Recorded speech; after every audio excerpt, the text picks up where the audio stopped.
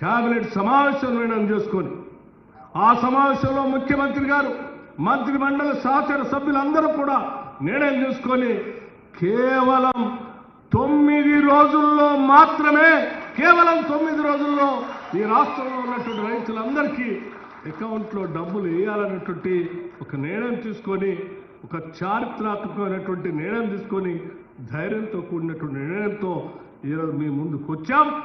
ఇక్కడ నుంచే ముఖ్యమంత్రి గారు మాట్లాడటం మరుక్షణం నుంచే వారు మాట్లాడి వారు ఇక్కడి నుంచే ఆ మీటను నొక్కుతారు. ఇక్కడి నుంచే మీటను నొక్కుతారు. ఇక్కడ మీటర్ నొక్కుతా ఉంటే అక్కడ రైతుల అకౌంట్లో టింగ్ టింగ్ టింగ్ అంటూ డబ్బులు పడేటువంటి కార్యక్రమాన్ని చేసేటువంటి కార్యక్రమాన్ని ఇక్కడ చేయడానికి వచ్చాం. మిత్రులారా, నేను మీ అందరికీ చెప్పేది ఒక్కటే, ఈ ప్రభుత్వం మన ప్రభుత్వం, ప్రజల ప్రభుత్వం.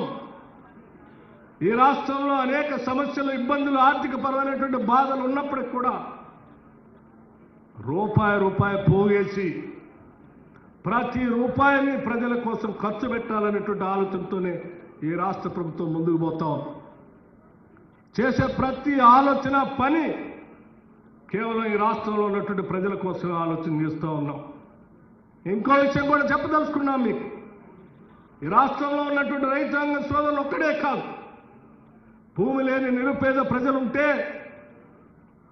ఆ నిరుపేద ప్రజలు వ్యవసాయ కార్మికులుగా ఉంటే వారికి కూడా సంవత్సరానికి ప్రతి కుటుంబానికి 12,000 రూపాయల లెక్కన ఇందిరమ్మ ఆత్మీయ భరోసా పేరు మీద రైతుల పక్షాన్ని నిలబడిన రైతుల కూలీల గురించి కూడా ఈ రాష్ట్ర ప్రభుత్వం మనసుతో ఆలోచన చేసి నిర్ణయం తీసుకొని ముందుకు పోతా ఉన్నాం. అందుకే ఆలోచించే ఇన్ని ఇబ్బందులున్నా ఈ రాష్ట్ర ప్రభుత్వం ఆలోచన చేసి పెద్ద ఎత్తున సాహసోపేతమైన నిర్ణయం తీసుకొని ప్రజల కోసం పనిచేసుకుంటూ ముందుకు పోతా ఉంది.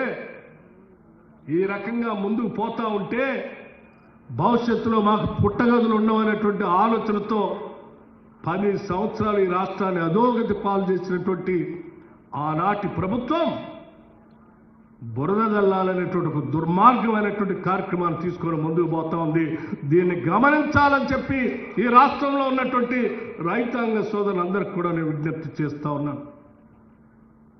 సోదరులారా, రైతులారా, ఆలోచన చేయి. మన కోసం ఈనాటి ప్రభుత్వం నిటారుగా నిలబడి వారికి అనేక ఇబ్బందులు ఉన్నప్పుడు కూడా మనకిచ్చిన మాట ప్రకారం కేవలం 9 రోజుల్లోనే ఉన్న ఎకరాలన్నిటికీ కూడా రైతు భరోసా వేసే కార్యక్రమం తీసుకొని ముందుకు పోతా ఉంది. అటువంటి ప్రభుత్వాన్ని అరచేతిలో పెట్టుకొని ఆశీర్వదించి నిలబెట్టుకొని అవాకులు చవాకులు మాట్లాడి బురద తల్లేటువంటి వారికి బుద్ధి చెప్పాల్సినటువంటి అవసరం కూడా ఉందని చెప్పి నేను మీ అందరికీ విజ్ఞప్తి చేస్తా ఉన్నాను. ప్రజలకు మేలు జరుగుతూ ఉంటే చూడలేనటువంటి ప్రభుత్వం ఆనాటి ప్రభుత్వం. ప్రజలకి వాళ్ళకి కావాల్సినటువంటి సహాయ సహకారాలు అందిస్తూ ఉంటే కళ్ళల్లో నిప్పులు పోసుకొని అడ్డగోలుగా మాట్లాడేటువంటి ఆ నాయకత్వానికి నేను ప్రత్యేకంగా చెప్పాల్సినటువంటి అవసరం లేదు. వాళ్ళే చెప్పారు.